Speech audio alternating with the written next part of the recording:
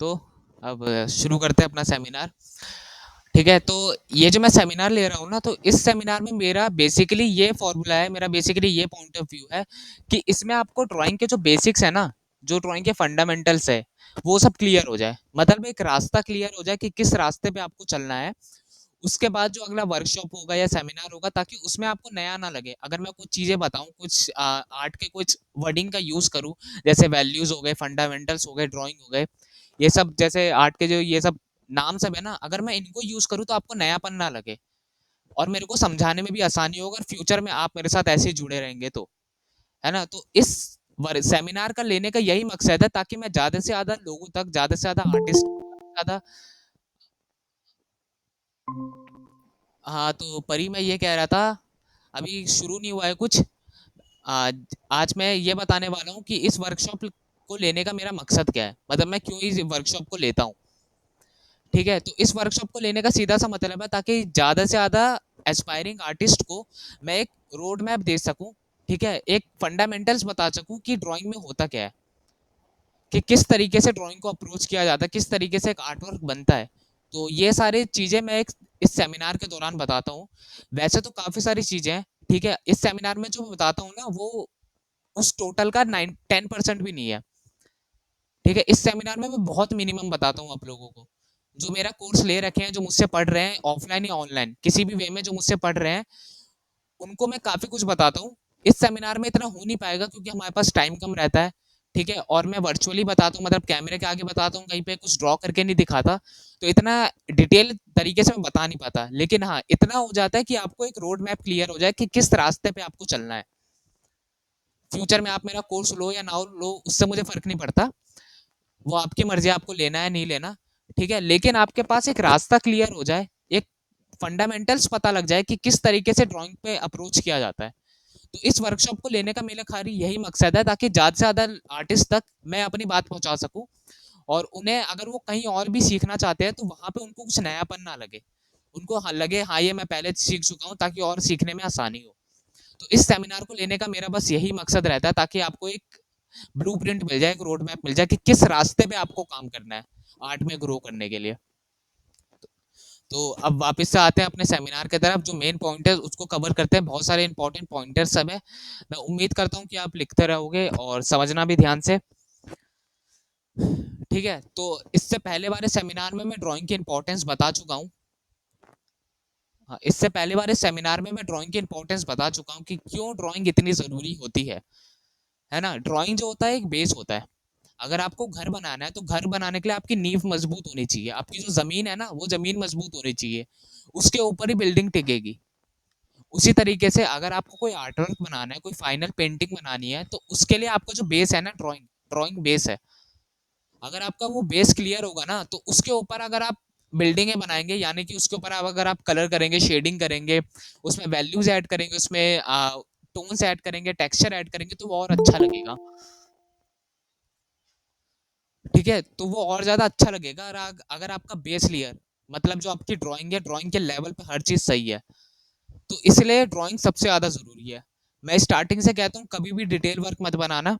मतलब इसमें नहीं कहा मैंने, मतलब इससे पहले वाले सेमिनार में नहीं कहा, लेकिन जनरली मैं कहता हूँ आर्टिस्टों को, कभी भी डिटेल वर्क मत बनाना स्टार्टिंग में।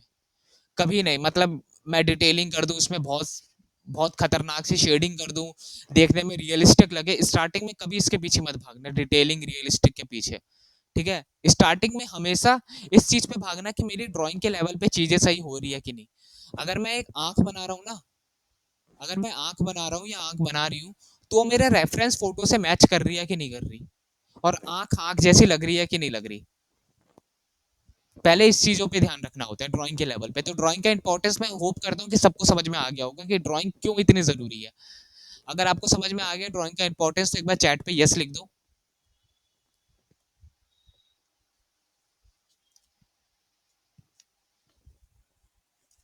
लिख दो यार। तो इतना तो मैं क्लियर कर सकता हूँ कि मेरे साथ अभी तक जितने भी लोग जुड़े हैं, उनको ड्राइंग की इंपॉर्टेंस समझ में आ गई होगी कि ड्राइंग कितनी ज्यादा जरूरी है। ड्राइंग मतलब कुछ बनाना। ठीक है, ड्राइंग को एकदम फाइनल वर्क मत समझ लेना। ओके, ड्राइंग को एकदम फाइनल वर्क मत समझ लेना। जो फाइनल होता है उसे आर्ट वर्क कहते हैं, है ना, आर्ट वर्क। जो फाइनल पीस होता है ना, उसे आर्ट वर्क कहते हैं। जो ड्राइंग होता है वो जब हम जिस वक्त हम बना रहे होते हैं ना, अगर आपको मुझे मेरा चेहरा बनाना है या मुझे आपका चेहरा बनाना है, तो जो मैं बना रहा हूँ, जो प्रोसेस है, उस प्रोसेस को ड्राइंग कहते हैं। अब प्रोसेस आपको भी पता है कितना ज्यादा जरूरी होता है। अगर फॉर्मूला सही होगा तभी जाके मैथ में आंसर निकलेंगे। वैसी ड्राइंग में अगर फॉर्मूले सही होंगे, मतलब ड्राइंग सही होगी, तो फाइनल अच्छा बनेगा। तो सबसे पहला जो पॉइंट आता है ड्राइंग की इंपॉर्टेंस, तो आपको पता लग गई। जो अब दूसरा पॉइंट आता है वो है पेंसिल ग्रिप। ठीक है, पेंसिल ग्रिप, कि पेंसिल को पकड़ने का तरीका क्या होता है। अगर आप क्रिकेट खेल रहे हो तो क्रिकेट खेलने समय आपको बैटिंग आती है नहीं आती वो बात की चीज है, लेकिन स्टांस किस तरीके से लेते हैं, मतलब जो बल्ला पकड़ने का तरीका होता है, जो क्रीज पे खड़े होते हैं, स्टांस जो होता है एक बैट्समैन का, वो लेने का एक तरीका होता है ना, आप सबको पता है। अगर आपको बैटिंग आती है नहीं आती वो बात की चीज है, लेकिन स्टांस लेने का एक तरीका होता है। आपको बॉलिंग आती है नहीं आती वो बात की चीज है, लेकिन हाथ घुमाना आपका आना चाहिए, ताकि बॉलिंग के समय आप हाथ घुमा सके। ठीक है, तो ये कुछ बेसिक्स होते हैं। वैसे ही जो हमारा मटेरियल है, पेंसिल से हम ड्रॉ करते हैं, तो पेंसिल को पकड़ने का तरीका होता है। अब ऐसे नहीं हम कुछ भी पकड़ के बना देंगे। स्टार्टिंग में दिक्कत आ सकती है, ये जो मैं ग्रिप बताऊंगा थोड़ी सी मुश्किल हो सकती है अगर आप एकदम ही बिगिनर है, लेकिन अगर आप महीने साल 2 साल से काम कर रहे हैं तो आपको इतनी मुश्किल आएगी नहीं। ठीक है, तो पेंसिल दो तरीके से पकड़ी जाती है। मैं कहता हूँ कि आप ये लिख लो जो मैं बता रहा हूँ। ठीक है, पेंसिल को पकड़ने का दो तरीका होता है। पहला होता है ओवरहैंड ग्रिप। ठीक है, दूसरा होता है ट्राइपॉड ग्रिप। ओवरहैंड और ट्राइपॉड। ठीक है, अब ओवरहैंड क्या होता है, नाम से पता लग रहा है ओवरहैंड। ठीक है, मतलब हाथ के ऊपर। तो ये अगर ये पेंसिल है, ठीक है, एक तो हम नॉर्मल पकड़ते हैं ऐसे, और एक होता है जब हम ड्रॉ करते हैं ना, किसी बड़े सरफेस पे ड्रॉ करते हैं, एक बड़ा सा कैनवस है उस पर हमें ड्रॉ करना है, तो हमारा पेंसिल पकड़ने का तरीका बदल जाता है। आपने काफी आर्टिस्टों को देखा होगा ऐसे पकड़ते हुए, ऐसे, है ना, दिख रहा होगा। इसे कहते हैं ओवरहैंड ग्रिप।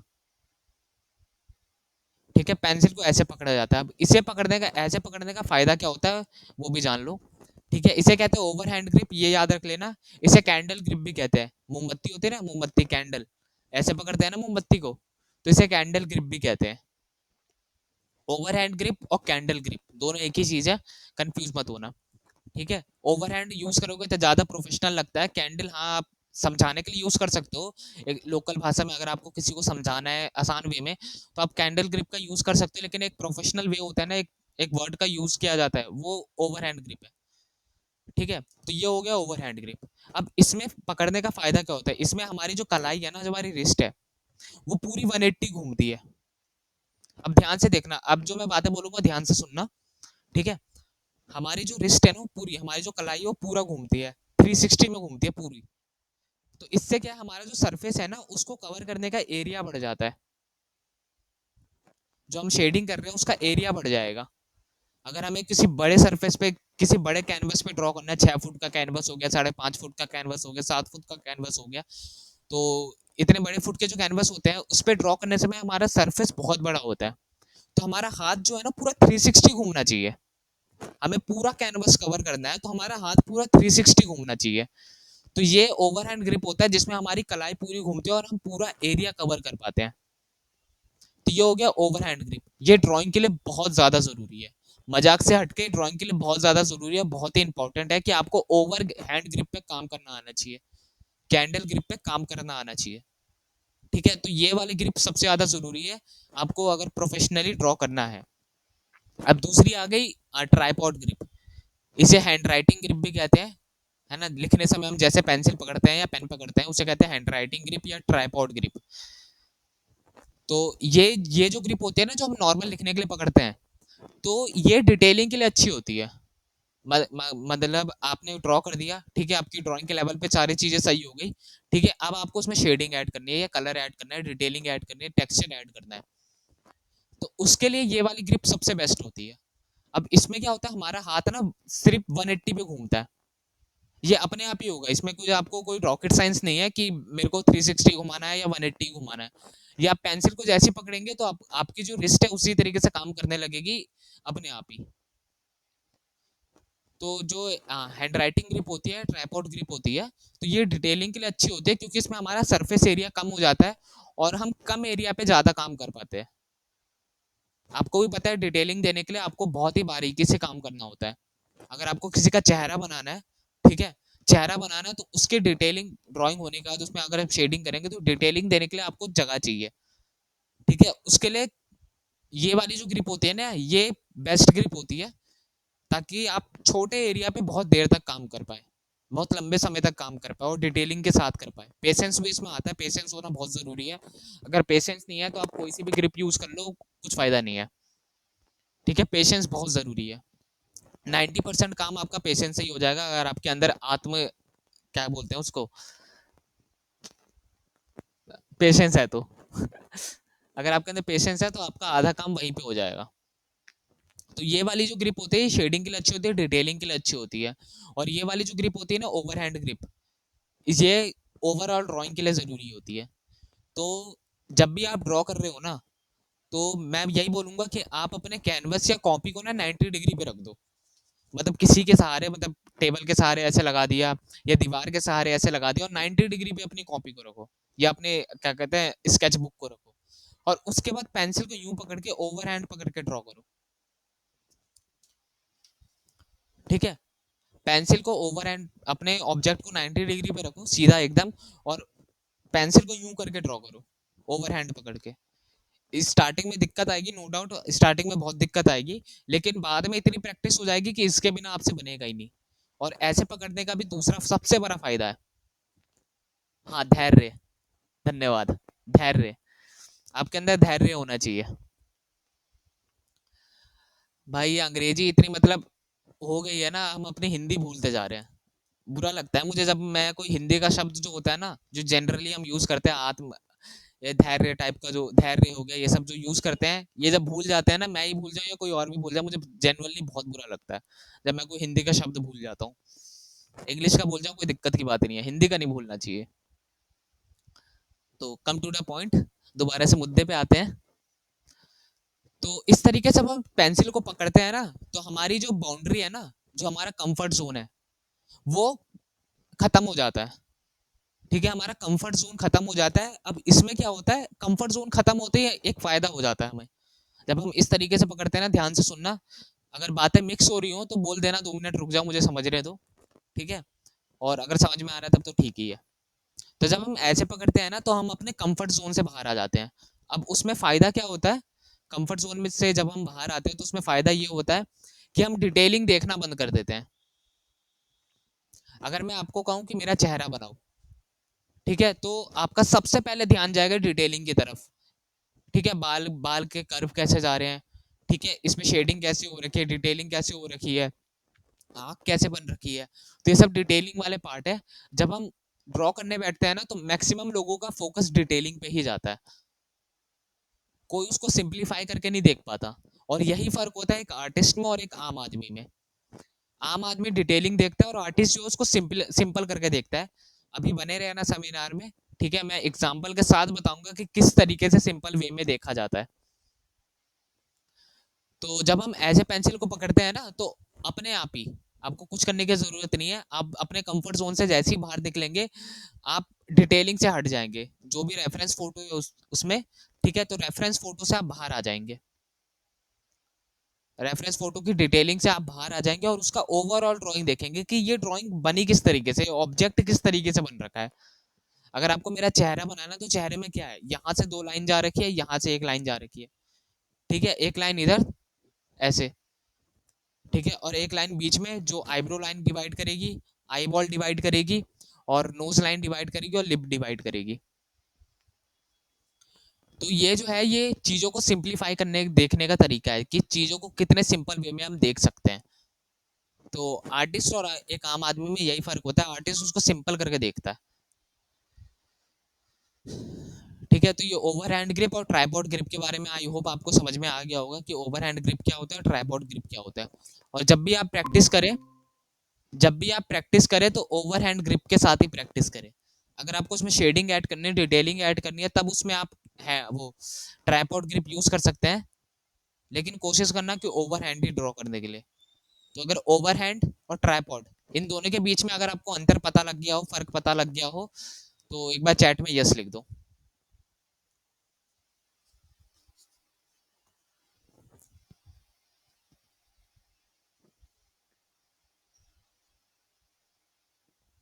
चलो बढ़िया।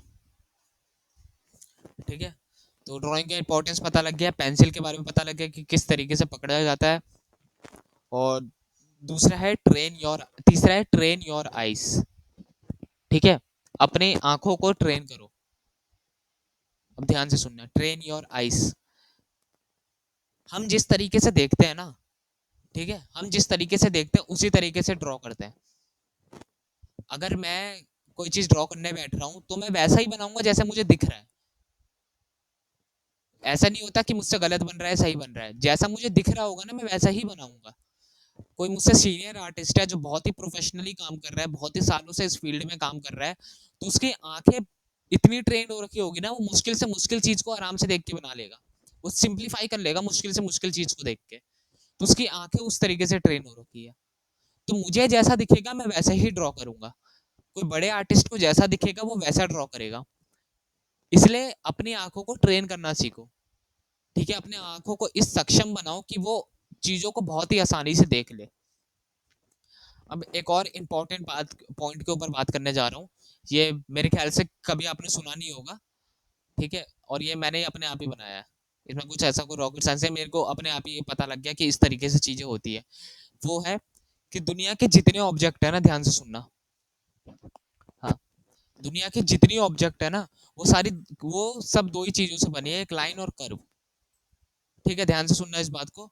लाइन और कर्व, बस इस दो चीज से हर ऑब्जेक्ट बना हुआ है। अब वो कुछ भी हो सकता है, वो फोन हो सकता है, चश्मा हो सकता है, चार्जर हो सकता है, लैपटॉप हो सकता है, कुछ भी। अब कोई सी भी चीज ले लो, अगर आपका लाइन और कर्व के ऊपर कंट्रोल है ना, कि किस तरीके से लाइन ड्रॉ किया जाएगा, किस तरीके से कर्व बनाया जाएगा, अगर आपका इस चीज पे कंट्रोल है ना, तो आप कुछ भी बना लोगे। पोर्ट्रेट हो, लैंडस्केप हो, वो वर्ली आर्ट हो, ठीक है, कोई से भी आर्ट हो, वो आप बहुत ही आसानी से बना लोगे अगर आपका लाइन और कर्व के ऊपर कंट्रोल है। और फॉर एन एग्जाम्पल, आपको अगर मान लो ये चश्मा बनाना है, मैंने बोला ये चश्मा बनाओ। ठीक है, अब इस चश्मे की डिटेलिंग पे ध्यान नहीं देना कि इस पे किस तरीके से शेड आ रहा है।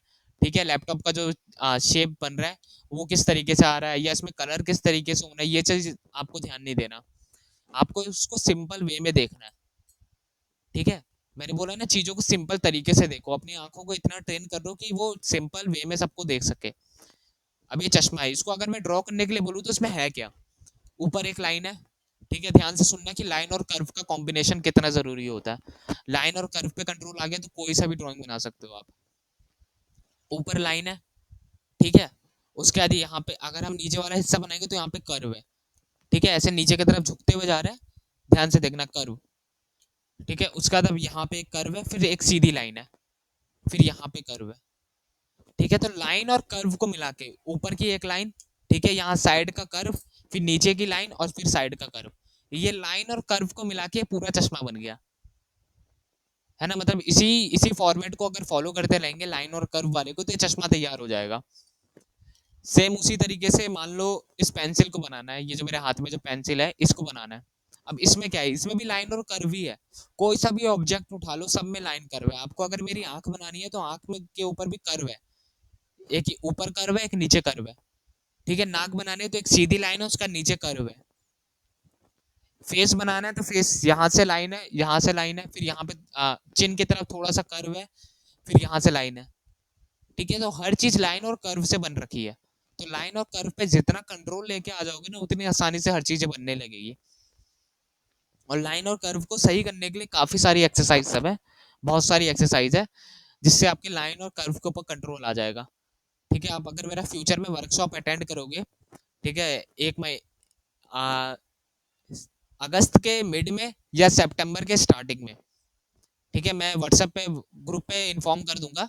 वैसे अगस्त के मिड में या सितंबर के स्टार्टिंग में मैं अपना एक महीने का कोर्स लॉन्च करूंगा, जिसमें मैं डिटेल में हर चीज के बारे में बताऊंगा, डिटेल में। अगर मैं इस सेमिनार में इतने डिटेल में बता रहा हूँ तो सोच लो एक महीने का जो वर्क सेमिनार सॉरी एक महीने का जो कोर्स होगा उसमें कितनी डिटेल में बताऊंगा। तो उसमें मैं काफी डिटेल में चीजें बताऊंगा कि किस तरीके से ड्राइंग को अप्रोच की जाती है। यहाँ पे मैं खाली आपका माइंडसेट तैयार कर रहा हूँ ताकि चीजें आपको नई ना लगे। ठीक है, अगर फ्यूचर में कोर्स मेरा लोगे तो उसमें काफी कुछ सीखने को मिलेगा, और बहुत ही डिटेल में चीजें होंगी और बहुत ही कम कॉस्ट में। मतलब वो जितना भी आप पैसा दोगे ना, जो मैंने फीस डिसाइड कर रखी है, उससे आपको 2 गुना ही फायदा होगा, ये मैं लिख के दे सकता हूँ। और फीस भी ऐसी है, कोई भी दे सकता है, ज़्यादा फीस नहीं है। ठीक है, आप आराम से 1 महीने की वो फीस दे सकते हैं, और उस फीस से 2 गुना फायदा होगा, इस चीज़ का मेरा वादा है आपको, अगर आप कोर्स लेते हैं तो। दोबारा से टॉपिक पे आते हैं। ठीक है, तो लाइन और कर्व के कॉम्बिनेशन से हर चीज़ बनता है। अगर आपको ये हेडफोन बनाना है तो इसमें क्या कर्व है, ये पूरा कर्व है। सारे कर्वों को मिला के एक सर्कल बनता है ना, मतलब कर्व को जब हम मिलाते हैं तो एक सर्कल बनता है। तो ये कर्व है, ठीक है, ये लाइन है, तो लाइन और कर्व को मिला के बन गया ये हेडफोन। तो इसी तरीके से अपनी आंखों को इस तरीके से ट्रेन करो कि चीजों को आसान वे में देख सको। ठीक है, अभी मैं एक शेयर स्क्रीन करके एक इमेज दिखाऊंगा, एक पोर्ट्रेट दिखाऊंगा, और उसमें मैं दिखाऊंगा कि किस तरीके से चीजों को आसान वे में देखा जाता है। अभी फिलहाल इतना समझ लो कि हर चीज लाइन और कर्व से ही बनती है। ये क्लियर हो गया? ट्रेन योर आइज वाला कॉन्सेप्ट क्लियर हो गया कि अपने आंखों को इस तरीके से ट्रेन करो कि चीजों को आसान तरीके से देख सको। ये कॉन्सेप्ट क्लियर हो गया तो फिर से चैट में यस लिख दो।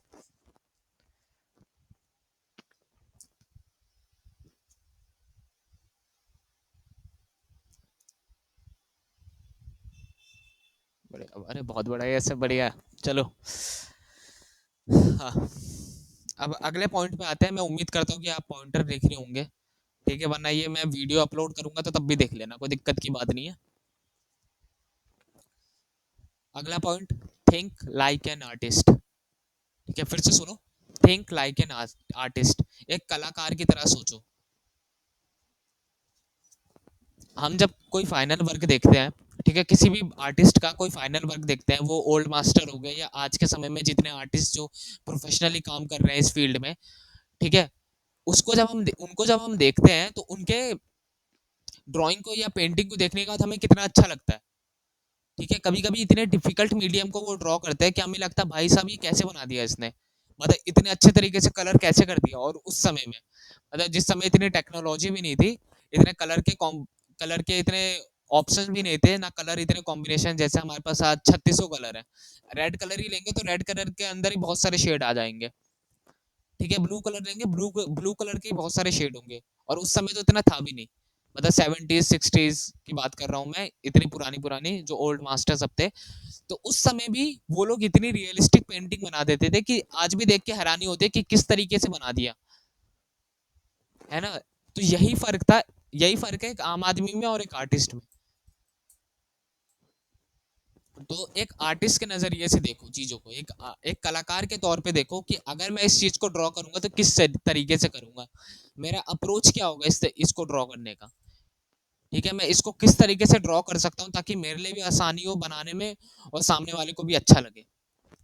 तो ये जो चीज है ना, थिंक लाइक एन आर्टिस्ट, एक कलाकार की तरह सोचो, तो ये प्रैक्टिस के साथ आएगी। इसमें मैं खाली आपको बता सकता हूँ कि एक कलाकार की तरह सोचो, इसमें कुछ ऐसा कुछ फंडामेंटल्स है नहीं कि इसी तरीके से आपको चीजों को करना है। मेरे देखने का नजरिया कुछ और होगा ड्रॉ करने समय। इसमें क्या कहते हैं, मान लो शिवम के देखने का तरीका कुछ और होगा ड्रॉ करने समय, किसी और के देखने का तरीका कुछ और होगा ड्रॉ करने समय, तो सबका तरीका अलग अलग है ना। अगर कोई मेरा नाम लिखेगा कौशल, ठीक है, तो मेरी राइटिंग अलग होगी, शिवम की राइटिंग अलग होगी, सती की राइटिंग अलग होगी, सुधा की राइटिंग अलग होगी, सबकी राइटिंग अलग होगी, है ना। लेकिन नाम एक ही लिखा है कौशल, लेकिन सबकी राइटिंग अलग है। क्यों? क्योंकि सबके लिखने का तरीका अलग है, देखने का तरीका अलग है। तो चीजों को जब ड्रॉ कर रहे हो तो सबके देखने का नजरिया अलग हो सकता है, लेकिन चीज वही बननी चाहिए। कोई मैं लैंडस्केप बना रहा हूँ तो हो सकता है मेरा बगल वाला कुछ और तरीके से देख रहा हो उसे, उसको सिंप्लीफाई करने का तरीका उसका कुछ और हो, मेरे सिंप्लीफाई करने का तरीका कुछ और हो, लेकिन बन एक ही चीज रही है। ठीक है, तो यही फर्क होता है आम आदमी में एक आर्टिस्ट में। आर्टिस्ट किस तरीके से दुनिया को देख रहा है, क्योंकि उसको ड्रॉ करना है, उसको चीजों को समझना है, उसके फंडामेंटल समझने हैं उसे। ठीक है, प्रिंसिपल समझने हैं, वैल्यूज समझनी है, तो उसको अपने तरीके से देखना होगा। उसको किसी और के ऊपर डिपेंड ही नहीं रहना कि कोई उसको हर वक्त गाइड करते रहे। ठीक है, उसको हर वक्त दिशा देते रहे कि इसी इसी तरीके से काम करना है। एक समय के बाद वो खुद इतना मैच्योर हो जाए कि वो चीजों को समझ सके। ठीक है, तो थिंक लाइक एन आर्टिस्ट, कलाकार की तरह सोचो। सोचना शुरू करोगे। एक एक और चीज मैं बता देता हूँ, ये एडिशनल है और ये मेरा personal favourite point of view है। कोई सी भी ड्राइंग है ना, आप कोई ड्राइंग को बनाने बैठे हो, तो सबसे पहले जो ड्राइंग है ना वो दिमाग में बनती है। अब दिमाग में बनने के तरीका, कहने का मतलब ये नहीं कि दिमाग में बन गया किसी का चेहरा। हम उसे देख के चीजों को आसान तरीके से समझ पा रहे हैं कि नहीं, वो चीज होती है। अगर मैं किसी चीज को देख रहा हूँ तो सबसे पहले अपने दिमाग में बनाऊंगा। मैं सोचूंगा कि अगर मैं इसको बना रहा हूँ तो किस तरीके से अप्रोच करूं मैं। ठीक है, अगर मैं किसी की आंख बना रहा हूँ, किसी की नाक बना रहा हूँ, तो किस तरीके से बनाऊं मैं। ऑब्जर्वेशन, किस तरीके से मैं ऑब्जर्व करूं कि वो बने, तो सबसे पहले दिमाग में बनेगा। ठीक है, हम जब लिखते हैं, ठीक है, एग्जाम में लिखते हैं, तो आंसर सबसे पहले हमारे दिमाग में चल रहे होते हैं। दिमाग में हमारे आंसर चल रहे होते हैं, तब हम हाथ से लिख पाते हैं। अगर हमारे दिमाग में ये आंसर नहीं होंगे, हम दिमाग से सोच ही नहीं पाएंगे, तो बने लिखेंगे कैसे। सेम उसी तरीके से अगर आर्ट में आप दिमाग में ही नहीं सोच पा रहे, अपने मन के अंदर ही नहीं सोच पा रहे कि किस तरीके से बनाना है, तो वो हाथ में भी नहीं आएगा। मतलब हाथ से भी ड्रॉ नहीं होगा अगर आप सोच के नहीं बना पा रहे। मतलब अगर इमेजिनेशन से नहीं बन रहा देखने के बावजूद, मेरे सामने अगर कोई ऑब्जेक्ट है, उसको मैं देख देख रहा हूँ, और तब भी मैं उसे दिमाग में नहीं बना पा रहा, तो इसका मतलब प्रैक्टिस की अभी बहुत जरूरत है। ठीक है, और एक बार दिमाग में बन गया तो उसका तो फिर कॉपी में तो बन ही जाएगा वो, प्रैक्टिस के साथ। अब सबसे इंपॉर्टेंट टॉपिक, स्टिल लाइफ। ठीक है, स्टिल लाइफ के बारे में मेरे को उम्मीद है कि सबको पता होगा। अगर आपको स्टिल लाइफ के बारे में पता है तो चैट में यस लिखना एक बार। स्टिल लाइफ के बारे में अगर पता है तो, या नाम सुना है, कुछ भी, मतलब कहीं से भी स्टिल लाइफ सुना हो कुछ ऐसा, तो एक बार यस लिख दो। नहीं भी सुना तो भी नो लिख देना, यस तो कुछ तो लिख दो तब पता लगे। नो, ठीक है, कोई कोई दिक्कत नहीं, कोई दिक्कत नहीं। स्टिल लाइफ, ठीक है, STILLLIFE, लाइफ। ठीक है, स्टिल लाइफ ड्राइंग का समझ लो एक तरीके से दिल है। ठीक है, हार्ट है। अगर दिल नहीं होगा तो पूरी बॉडी नहीं चलेगी, है ना। तो अगर स्टिल लाइफ नहीं आता ना आपको, तो आई एम सॉरी टू से कि आप कुछ नहीं बना पाओगे। ठीक है, स्टिल लाइफ इतनी ज्यादा जरूरी है। ये तो इंपॉर्टेंस मैंने बता दी स्टिल लाइफ की। अब स्टिल लाइफ होता क्या है, बात ये है। ये क्या हुआ? हाँ, अब स्टिल लाइफ होता क्या है। स्टिल लाइफ नाम से ही पता लग रहा है, स्टिल मतलब रुकी हुई, लाइफ मतलब जिंदगी। हमारे सामने जो भी चीज है, वो लिविंग थिंग्स हो सकते हैं, नॉन लिविंग थिंग्स हो सकते हैं, कोई ऑब्जेक्ट हो सकता है, कुछ भी। हमारे आंखों के सामने जो चीज है वो स्टिल लाइफ के अंदर आ जाएगी। मेरे आंखों के सामने अगर अभी यहाँ पे मान लो चेयर रखी हुई है, तो चेयर मेरे लिए स्टिल लाइफ है। ये लैपटॉप रखा हुआ है तो लैपटॉप मेरा स्टिल लाइफ है। हमारे आंखों के सामने जो चीज होगी वो स्टिल लाइफ है हमारे लिए।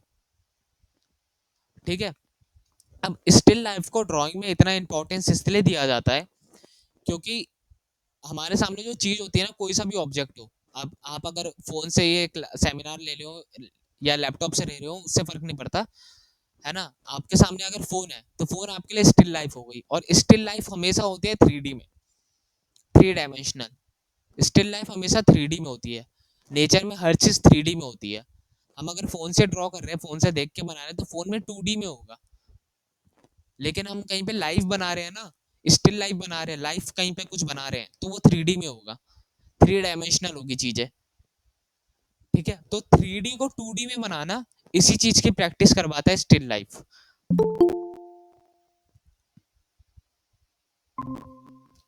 3D को, 3 डायमेंशनल को 2D में बनाना, 2 डायमेंशनल में बनाना, यही प्रैक्टिस करवाता है स्टिल लाइफ। ठीक है, इतना बात क्लियर है स्टिल लाइफ के बारे में, कुछ आइडिया मिला।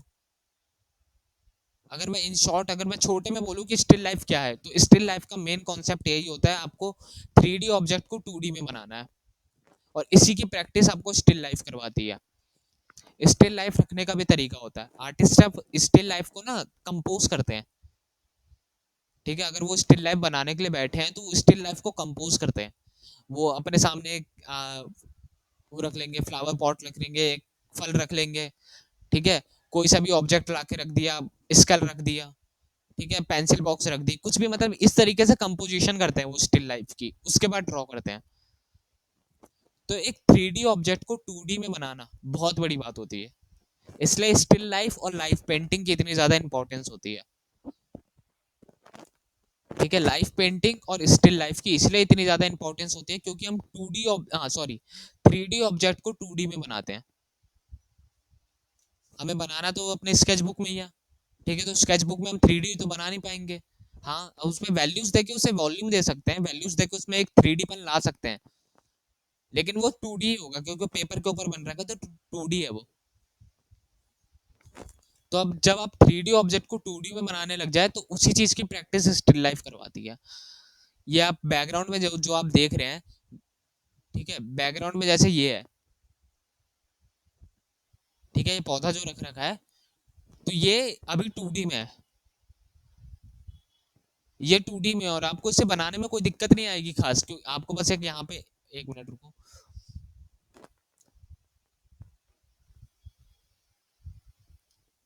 हाँ, तो आपको इसे बनाने में कुछ ज्यादा दिक्कत नहीं आएगी। अगर आप 2D में है ये पहले से, अगर मान लो कह दिया मैंने इसको ड्रॉ करो, तो आप क्या करोगे अपनी कॉपी में, एक लाइन इधर बनाओगे, कॉपी में एक लाइन नीचे बनाओगे, ठीक है, एक लाइन इधर, एक लाइन इधर, नीचे का बेस तैयार हो गया, ठीक है। उसके बाद अब ऊपर के जो ये सब है इसको एक लाइन, ये ये तैयार, एक ओवरऑल इंप्रेशन आ चुका है। इसे कहते हैं सजेस्टिव ड्राइंग, ठीक है, जब हम सजेशन ले लेते हैं कि इस तरीके से बनाना है, इसे कहते हैं सजेस्टिव ड्राइंग। तो ये फाइनल वर्क नहीं है, ये मैंने समझाने के लिए बताया आपको, ये फाइनल नहीं है, लेकिन आपको एक आइडिया मिल गया कि किस तरीके से बनाना है। अब उसके बाद जो इसमें डिटेलिंग है, जो ये आप घास सब देख रहे हैं, जो भी पौधे हैं, इसमें जो डिटेलिंग है वो सब आप ड्राइंग करने समय या शेडिंग कलर करने समय आपको पता लगेंगे। तो ये पहले से 2D में हो रखा है, और 2D को 2D में बनाना कुछ इतना मुश्किल होता नहीं है। लेकिन जब आप 3D को, यही अगर आपकी आंखों के सामने रहता है ये, तो ये 3D में रहता है ना, 3D को 2D में बनाना, यही हमें स्टिल लाइफ सिखाती है।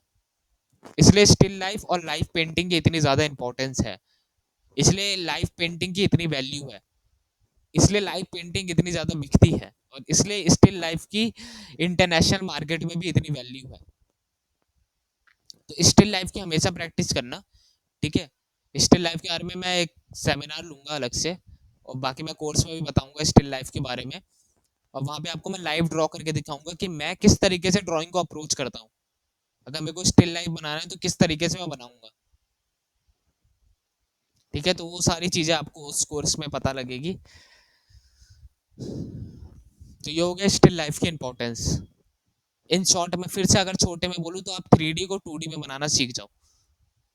आपके सामने कोई भी ऑब्जेक्ट लाइव रख रखा है, आपको लाइव देख के आप बना पा रहे हो, तो आप सही में बहुत अच्छा कर सकते हो। तो स्टिल लाइफ यही प्रैक्टिस करवाता है। एक मिनट, बैकग्राउंड खराब हो गया, इसे मिटाने दो।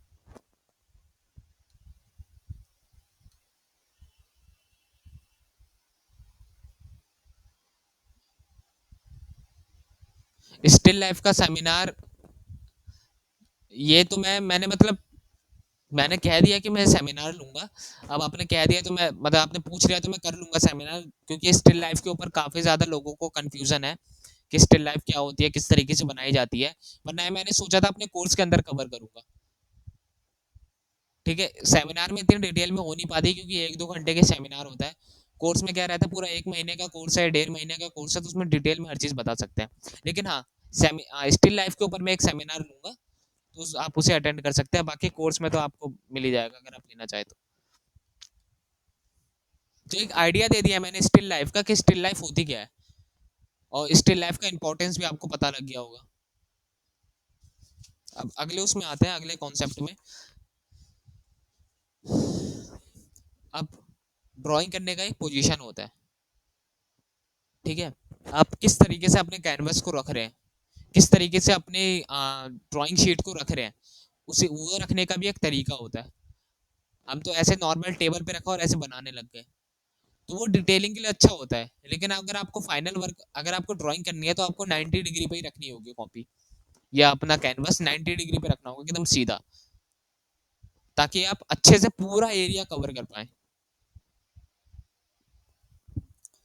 तो ये थी कुछ बातें जो इस सेमिनार में मुझे कवर करनी थी, ठीक है। ये पिछले सेमिनार में मैं नहीं कर पाया था, और ये जो मैंने पॉइंटर्स सब बताए जनरली बहुत ही इंपॉर्टेंट पॉइंटर्स सब है, ठीक है। आर्टिस्ट की तरह सोचो, चीजों को आसान तरीके से सोचो, ठीक है। अभी आपके पास कुछ सवाल है तो आप सवाल कर सकते हैं, वरना मैं आपको दिखाता हूँ कि किस तरीके से ड्राइंग को बनाई जाती है, ठीक है। मैं अपना स्क्रीन शेयर करूंगा, और आपके सामने एक इमेज दिखाऊंगा, और उस इमेज को मैं दिखाऊंगा कि एक आर्टिस्ट के नजरिए से आपको किस तरीके से देखनी है, किस तरीके से उसको सिंपल करके देखना है। ठीक है, डिटेलिंग सब देखते हैं, डिटेलिंग सब देख लेंगे। अगर मैं यहाँ पे मान लो नीरज चोपड़ा जी की फोटो रख देता हूँ, तो उसके अंदर जो डिटेलिंग हो रखी है वो सब देख लेंगे। वो आर्टिस्ट हो या ना हो उससे फर्क नहीं पड़ता, डिटेलिंग सब देख लेते हैं। लेकिन जो आर्टिस्ट होगा ना उसको सिंपल तरीके से देखेगा। उसका फोटो देखते ही उसके दिमाग में ये चलने लगेगा कि मैं इसको ड्रॉ कैसे करूं। तो यहीं पे ये कॉन्सेप्ट आ जाता है, थिंक लाइक एन आर्टिस्ट। मैं इस चीज को ड्रॉ कैसे करूं, मैं अगर बनाऊंगा तो कैसे बनाऊंगा, इस पे कलर करूंगा तो मैं कैसे करूंगा, किस तरीके से मैं पेंसिल चलाऊंगा, है ना। तो यही कॉन्सेप्ट आ जाता है, थिंक लाइक एन आर्टिस्ट। तो अगर आपके अंदर अभी कोई सवाल है कुछ भी, है ना, तो अभी चैट बॉक्स में पूछ लो। 2-3 मिनट का टाइम देता हूँ मैं, कोई सा भी सवाल हो, आर्ट से रिलेटेड या थोड़ा सा आर्ट के बाहर चलेगा, उसकी दिक्कत नहीं है। दोस्ती जैसा मतलब संबंध रहना चाहिए, दोस्त जैसा लगना चाहिए, ऐसा नहीं लगना चाहिए सर सर से बात कर रहे हैं। भाई जैसा, दोस्त जैसा रखो तो चीजें समझने में भी मजा आता है और सीखने में भी अच्छा लगता है। तो मेरा मतलब यही है कि मैं, मेरे साथ जितने लोग जुड़े हैं, मैं उनको अच्छे से सिखाऊं। अब वो मुझे सर के नजर से देखे, भाई के नजर से देखे, दोस्त के नजर से देखे। ठीक है, तो आपके मन के अंदर कोई भी सवाल हो तो आप बेझिझक होकर पूछ सकते हैं। ठीक है, 2-3 मिनट का आपको समय देता हूँ। उसके बाद फिर मैं आपको स्क्रीन शेयर करके दिखाता हूँ कि किस तरीके से आर्टिस्ट की तरह सोचा जाता है। तो कोई सवाल है तो now you can carry on.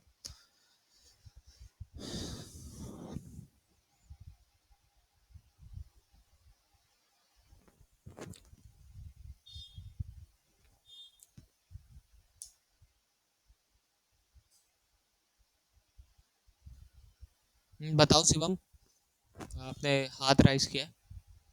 कुछ पूछना है तो चैट में लिख दो, वरना माइक ऑफ करके भी कह सकते हो। देखो 2-3 मिनट दिया है तो मैं रुके रहूंगा भाई। एजी है मतलब? अच्छा, आगे बताऊं?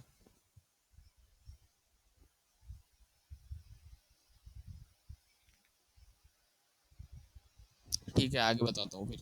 जब सवाल है ही नहीं था, क्या क्या ही कर सकते हैं। तो 1 मिनट रुक जाओ, मैं जरा पिंटरेस्ट खोलता हूँ, उसमें एक इमेज लेके आता हूँ। ठीक है, उसके बाद बताता हूँ कि किस तरीके से बनाई जाती है किसी भी पोर्ट्रेट को।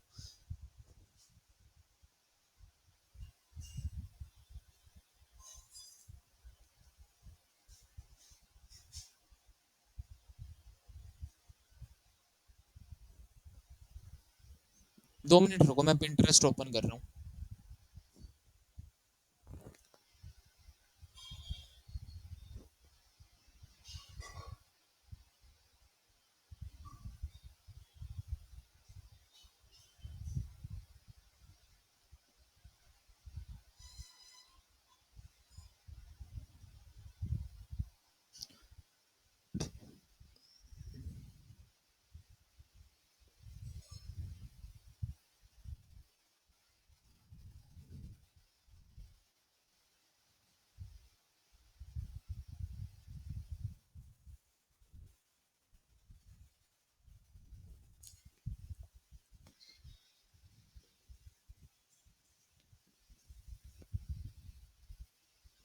चलो, स्क्रीन शेयर कर रहा हूँ मैं।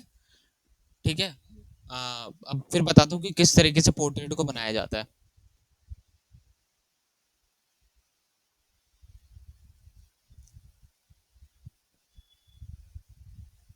स्क्रीन सबको दिख रही है? ये सामने जो पोर्ट्रेट है सबको दिख रहा है?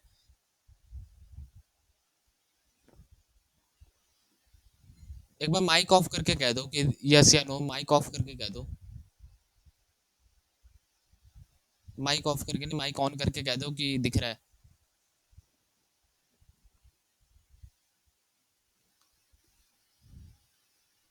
चलो, उम्मीद करता हूँ सबको दिख रहा होगा। अब आप लोग कह ही नहीं रहे दिख रहा है कि नहीं दिख रहा, मैं तो यही उम्मीद रख रहा हूँ कि दिख रहा होगा। ठीक है, अब ध्यान से सुनना बातों को। अब मुझे कह दिया किसी ने कि इस पोर्ट्रेट को ड्रॉ करना है। अब इसको किस तरीके से ड्रॉ किया जाएगा? ये बगल में जो इमेज रख रखी है इसे अभी भूल जाओ, पता नहीं किसकी है ये, जिसकी भी अच्छा बना रखा है।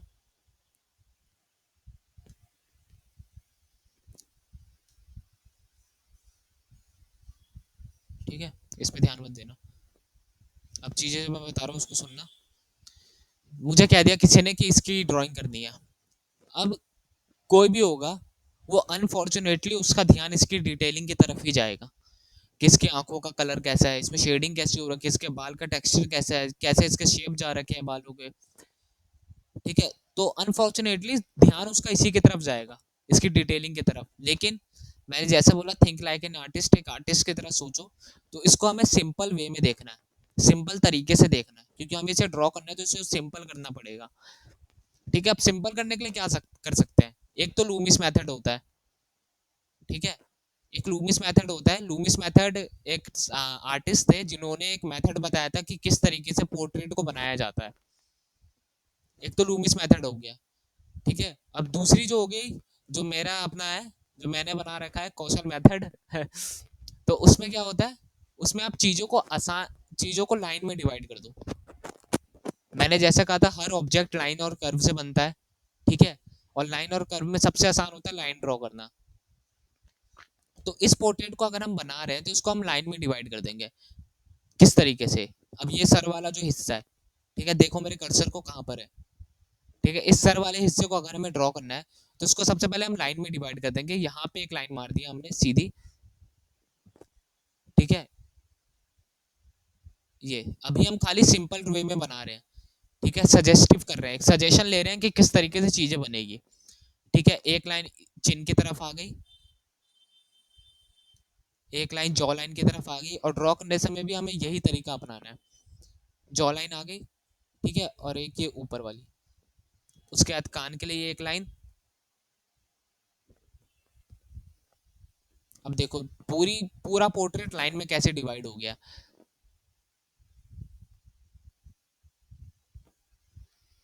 ठीक है, अब बाल को बनाने का अगर बात आई तो एक यहाँ से ये इसका hair line,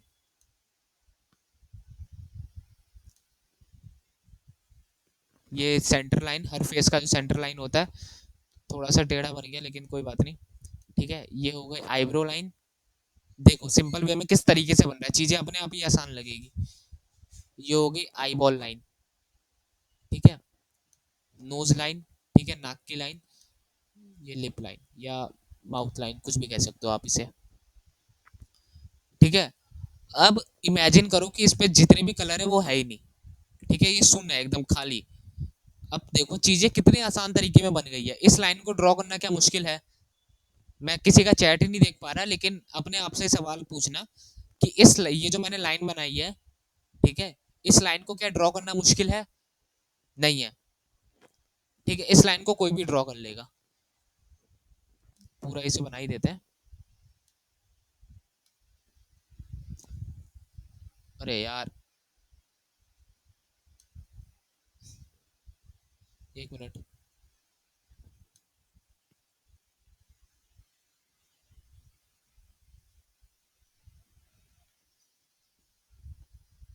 sorry for the disturbance.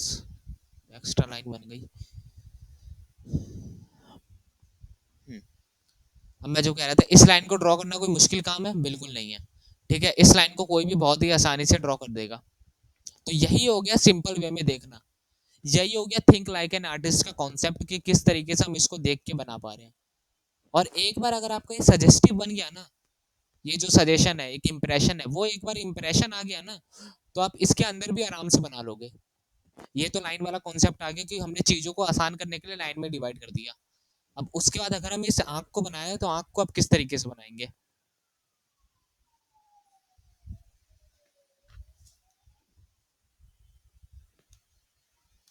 हट जा भाई।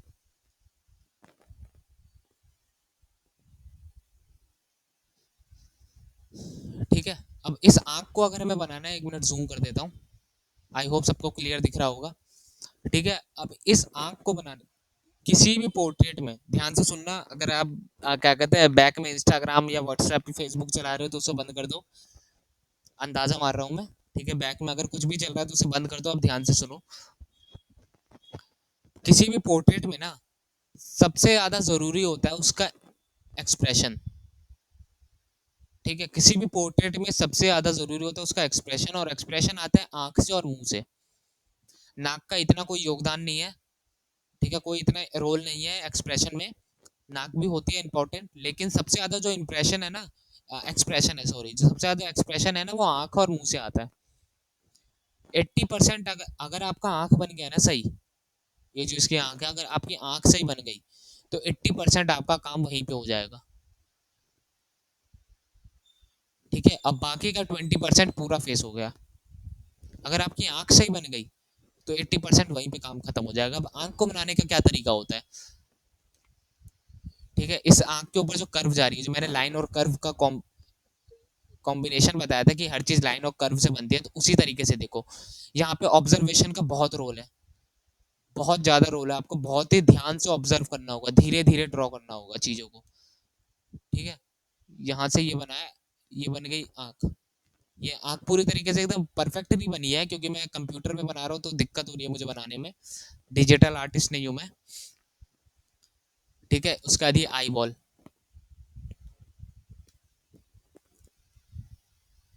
ये हो गई इसके आईब्रोज। ठीक है, सेम तरीके से इधर भी चीजों को हमने पहले लाइन में डिवाइड कर दिया, लाइन में उसको डिवाइड करके समझ लिया कि किस तरीके से बनाना है, किस तरीके से आसान वे में देखना है।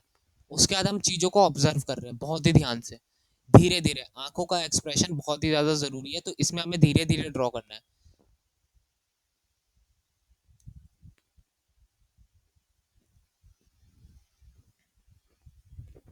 ठीक है, ये हो गया। सेम इसी तरीके से हम नोज को भी अप्रोच करेंगे कि नोज को इस तरीके से बनाना है, सेम उसी तरीके से होठ को भी।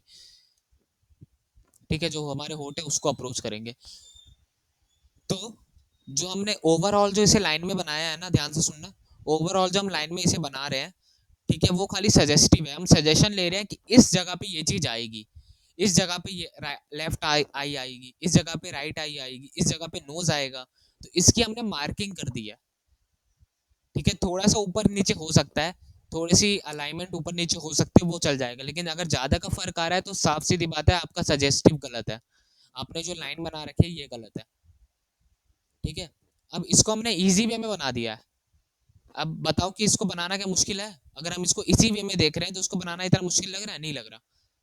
ठीक है, एक ड्राइंग तो बना ही देंगे हम इसकी। यहाँ पे अगर मान लो इसके बाल बनाना है, ये हमने बाल बना दिए पेंसिल से। ठीक है, मेरे को पता है कि ये क्या कहते हैं, ऐसे करके मैं बना रहा हूँ तो बहुत ही गलत बन रहा है, लेकिन एक आइडिया तो मिल ही रहा होगा। ठीक है, ये इसके बाल बना दिए। ठीक है, कान के अंदर जो इसके डिटेलिंग है, ठीक है, ये जो कर्व वगैरह सब है ये सब बना दिया, ये जॉ लाइन ढंग से कर दी इसकी। तो इस तरीके से चीजों को बनाएंगे तो चीजें बनाने में आसान होगी। इसी तरीके से आप कोई सा भी पोर्ट्रेट ले लो, कोई सा भी, मान लो ये ले लेते हैं रैंडमली, हमने कोई भी ले लिया, इस पे हमने क्लिक कर दिया। खुल जा भाई, 1 मिनट।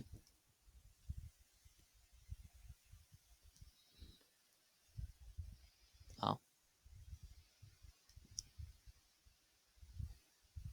इस वाले पोर्ट्रेट को हमने खोल दिया, इसको मिटा देते हैं पुराने वाले को, इसकी जो मार्किंग हो रखी है।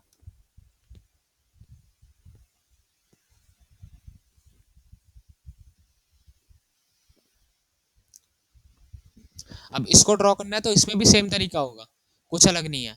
इसमें भी पहले हम चीजों को लाइन में डिवाइड करेंगे। कलर चेंज कर देता हूँ मैं, कलर चेंजेस टू ब्लू।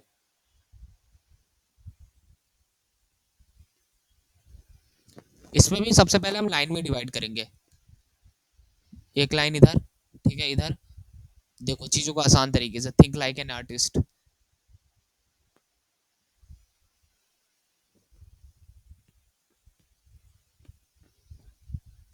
बाल बनाने की बारी आई।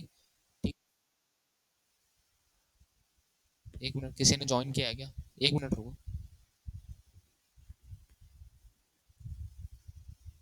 सबको दिख रहा है ना? चैट में एक बार लिख दो, सबको अच्छे से दिख रहा है और समझ में आ रहा है कि नहीं? दिख भी रहा है और समझ में आ रहा है तो यस लिख दो।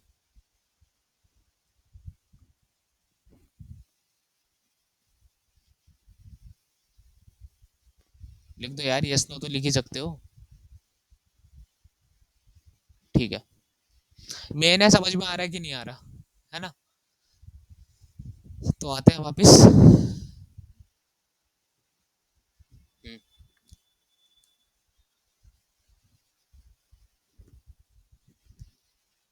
तो ये सजेस्टिव हमारा तैयार हो गया है कि इस तरीके से हमें चीजों को बनाना है। इस तरीके, यहाँ पे लाइन है, यहाँ पे सॉरी, यहाँ पे इसका गर्दन आएगी, ठीक है, यहाँ पे कान आएगा, यहाँ पे आंख के लिए बनाएंगे, नाक के लिए बनाएंगे, ठीक है। फिर एक सेंटर लाइन गई, ये आ गई आईब्रो लाइन, ये आ गई आई लाइन, आई बॉल लाइन भी कहते हैं इसे, ठीक है। नोज की लाइन, ये हो गई लिप की लाइन, ठीक है। हो गया, चीजों को कितने आसान तरीके से हमने बना दिया। अगर आप स्टार्टिंग में अगर आप इतना भी कर देते हो ना अपनी ड्राइंग बुक में, ठीक है, ड्राइंग कॉपी में अगर आप इतना भी कर देते हो, मतलब आपका सजेस्टिव एकदम सही बन रखा है, इतना भी अगर आपका हो रहा है ना, तो अच्छी बात है। धीरे धीरे प्रोग्रेस करके, धीरे धीरे प्रैक्टिस करके बाकी चीजें भी हो जाएगी।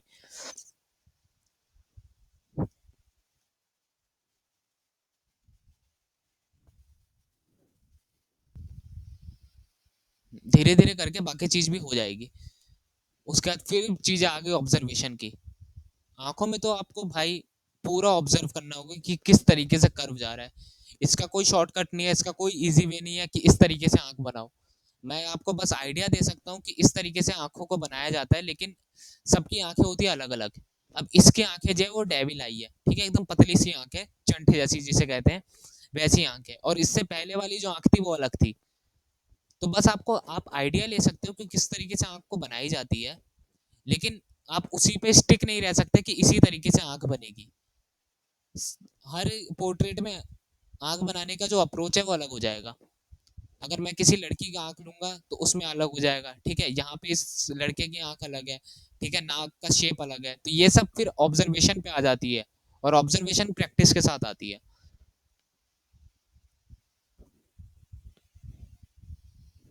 ये हो गया पोर्ट्रेट, इसको इरेज कर देते हैं। तो इस तरीके से चीजों को अप्रोच किया जाता है। और ये जो मैं कॉन्सेप्ट बता रहा हूँ ना, चीजों को लाइन में डिवाइड करने का, चीजों को लाइन में बना दो तो अब आसानी होती है, ये हर चीज में अप्लाई होती है। अगर मैं कोई सा भी ऑब्जेक्ट ले लूँ ना, मैं कोई और चीज लेता हूँ, एक मिनट,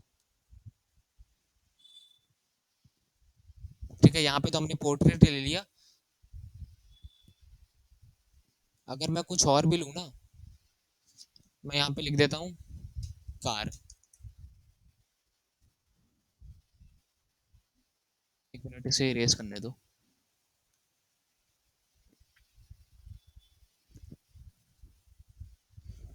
तो अगर कोई कार की भी ड्राइंग बना रहा होगा ना, तो बनाने का तरीका वही होगा। उसे पहले लाइन में ही डिवाइड करना होगा, उसे सिंपल करना होगा।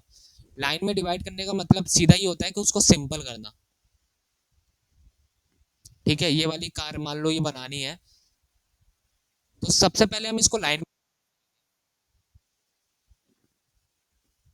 देखो ध्यान से, एक सजेशन ले लेंगे, सजेस्टिव ड्राइंग तैयार कर लेंगे, ठीक है। अब हमें ये पता लग गया कि इसके अंदर ही कार बनेगी। बाकी चीजें ऑब्जर्वेशन पे, ऑब्जर्वेशन प्रैक्टिस के साथ आएगी, ठीक है। मैं खाली एक गाइड कर सकता हूँ कि इस तरीके से बनाना है, बाकी आपको प्रैक्टिस हर रोज करनी है, किसी भी दिन में नहीं छोड़ सकते। कुछ समझ में नहीं आ रहा तो कुछ भी ड्रॉ करो, कुछ भी सामने रखा हुआ है उसे ड्रॉ कर दो, लेकिन ड्रॉ हमेशा करो, ठीक है। सिंपल वे में देखो इसको, सिंपल तरीके से।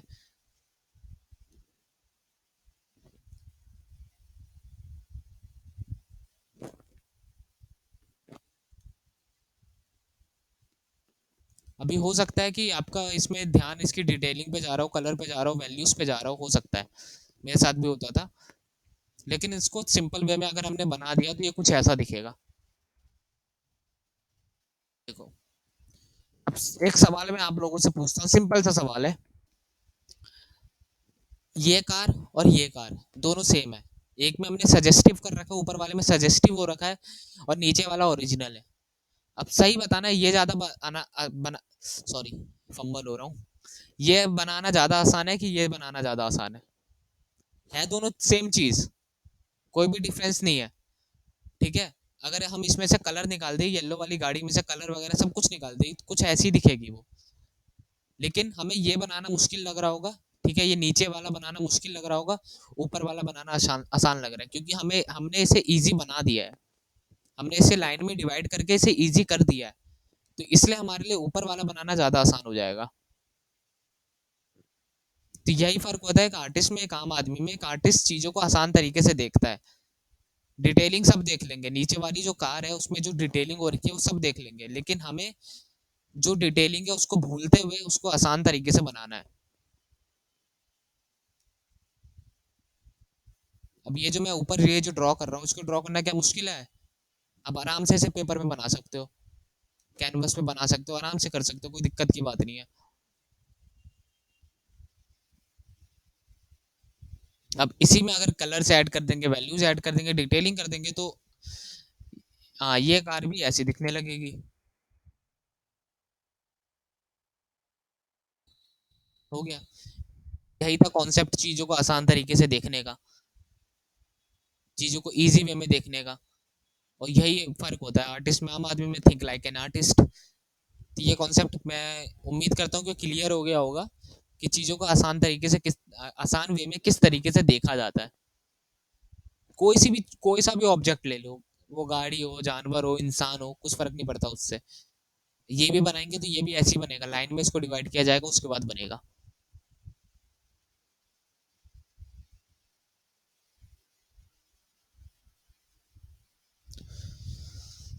हाँ, तो अभी तक मैंने जितना बताया, एक मिनट कैमरा ऑन कर देता हूँ।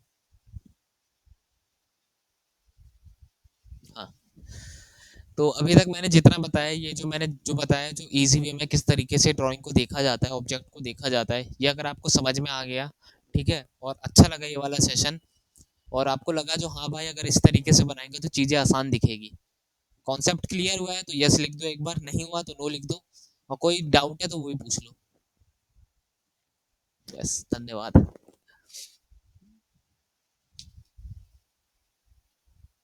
बढ़िया बढ़िया। कोई डाउट है? अभी तक जितने तीन बंदे ही मौजूद हैं, तो तीनों के अंदर कोई भी डाउट हो तो पूछ सकते हैं, किसी भी चीज से रिलेटेड। नो सर, ठीक है, और किसी का? अंकिता का तो कोई डाउट नहीं है, बाकी किसी का है तो बताओ।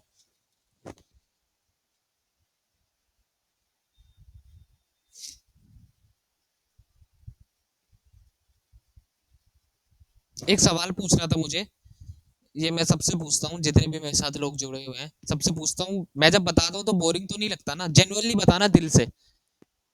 ठीक है, मैं जब बताता हूँ तो बोरिंग तो नहीं लगता ना?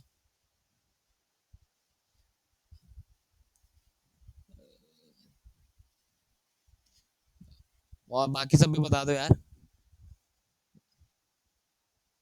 अंकिता ने लिख दिया नो सर। मैं जितना आसान से आसान वे में बता सकता हूँ उतना मैं बताने की कोशिश करता हूँ, और जितना फ्रेंडली हो के हो सके।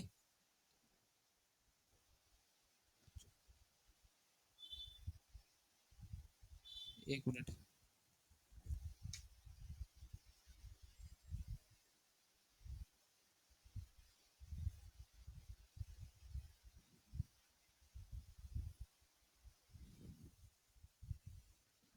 जो काम,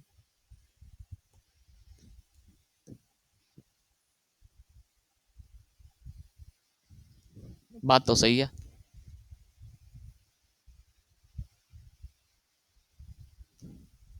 नहीं, कभी कभी एक ही टॉपिक पर ज्यादा देर हो जाती है तो तब, हाँ, वो मैंने स्टार्टिंग में कह दिया था, मेरे अंदर आदत है, मैं एक टॉपिक पे ना, मतलब एक पॉइंट को कभी कभी ज्यादा खींच देता हूँ। मेरे अंदर खुद सेटिस्फेक्शन नहीं होती कि मैंने इसको अच्छे तरीके से बताया। जब तक मुझे खुद उम्मीद नहीं लगती ना मैंने इसे अच्छे से बता दिया, तब तक मुझे खींचता ही रहता हूँ। हाँ, ये मेरे अंदर गंदी आदत है, मुझे काफी लोगों ने बोला है कि भाई तू एक एक पॉइंट को ज्यादा ही खींचता है, तो मैं कोशिश करूंगा अगली बार से ना खींचूं। अब देखो, इसी बात को मैंने इतना खींच दिया, मैं सीधा बोल सकता था अगली बार से ना खींचो। तो मैं इस चीज का ध्यान रखूंगा कि मैं एक टॉपिक को ज्यादा ना खींचूं।